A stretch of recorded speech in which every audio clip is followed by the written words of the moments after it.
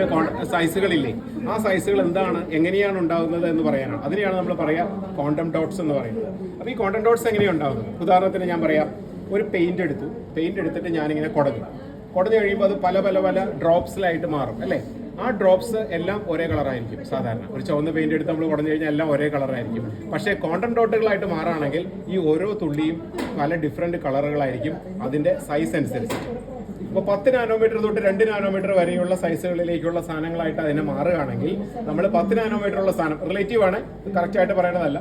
10 nanometre ഉള്ള സാധനം red ആയിരിക്കും, പക്ഷേ ബ്ലൂ എന്ന് പറയുന്നത് 2 നാനോമീറ്റർ ആയിരിക്കും. അവിടെ കണ്ടു കഴിഞ്ഞാൽ അറിയാം നിങ്ങളുടെ സാധനങ്ങളിലെല്ലാം വലിയ ബോൾസിനെ എല്ലാം റെഡാണ്, ചെറിയ ബോൾസിലേക്ക് വരുന്നതോറും അതിൻ്റെ വലുപ്പം കുറഞ്ഞു വരുന്നു. അതെല്ലാം ക്വാണ്ടം ഡോട്ട്സ് ആണ്.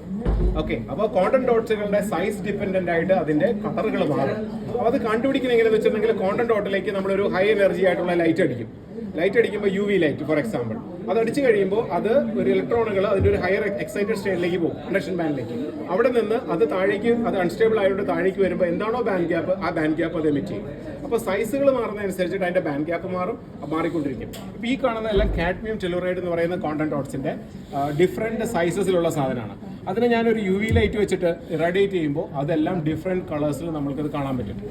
അതിൻ്റെ മുകളിൽ കാണുന്നതെല്ലാം വേറെ ക്വാണ്ടം ഡോട്ട്സുകളാണ്. കാർബൺ ക്വാണ്ടം ഡോട്ട്സ് ഉണ്ട്, മാംഗനീസ് ഓക്സൈഡ് ക്വാണ്ടം ഡോട്ട്സ് ഉണ്ട്, ഗ്രാഫീൻ ക്വാണ്ടം ഡോട്ട്സ് ഉണ്ട്, ഗ്രാഫിറ്റിക് കാർബൺ ക്വാണ്ടം ഡോട്ട്സ് ഉണ്ട്. ഇങ്ങനെ different types of quantum dots ആണ് അവിടെ മുകളിലിരിക്കുന്നത്. ഇതൊക്കെ ഇവിടുത്തെ ഓരോ റിസർച്ച് ലാബുകളിൽ നിന്ന് അവർ തന്നതാണ്. താഴത്തേത് സൈസ് ഡിപ്പെൻഡൻ്റ് ആയിട്ട് ഒരേ മെറ്റീരിയലിൻ്റെ തന്നെ ഡിഫറെൻറ്റ് ക്വാണ്ടം ഡോട്ട്സ് വെച്ചിരിക്കുന്നതാണ്. അപ്പോൾ ഇതാണ് നമ്മൾ സാധാരണ പറയുക ലൂമിനസെൻസ്, ഫോട്ടോ ലൂമിനസെൻസ് എന്ന് പറയുന്ന സാധാരണ ക്വാണ്ടം ഡോട്ട്സിൻ്റെ. ഇതാണ് ഈ ക്വാണ്ടം ഡോട്ടിൻ്റെ കളറുകൾ, അതിൻ്റെ സൈസ്, അതിൻ്റെ ബാൻഡ് ഗ്യാപ്പ് ആയിട്ട് കണക്ട് ചെയ്യുന്നത്.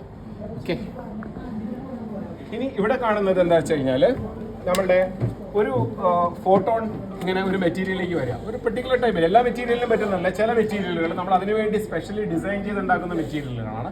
ആ മെറ്റീരിയലിലേക്ക് ഒരു ഫോട്ടോൺ വന്നിട്ട് ആ ഫോട്ടോൺ എനർജി ഉണ്ട്, ഞാനാണ് ഫോട്ടോൺ. അപ്പോൾ എനിക്ക് എത്തിച്ചേരാവുന്ന ഹയസ്റ്റ് എനർജി, ഇലക്ട്രോൺ നേരെ നമ്മൾ പറയാം ജമ്പ് ചെയ്യാന്ന് പറയും അല്ലേ, ഹയർ എനർജിയിലേക്ക് പോകും. അപ്പോൾ ഞാൻ വന്നിട്ട് ഫോട്ടോണിന് എനർജി കൊടുത്തു, എനർജി എടുത്തിട്ട് നേരെ ഇലക്ട്രോണിനെ മുകളിൽ കൊണ്ടുവച്ചു.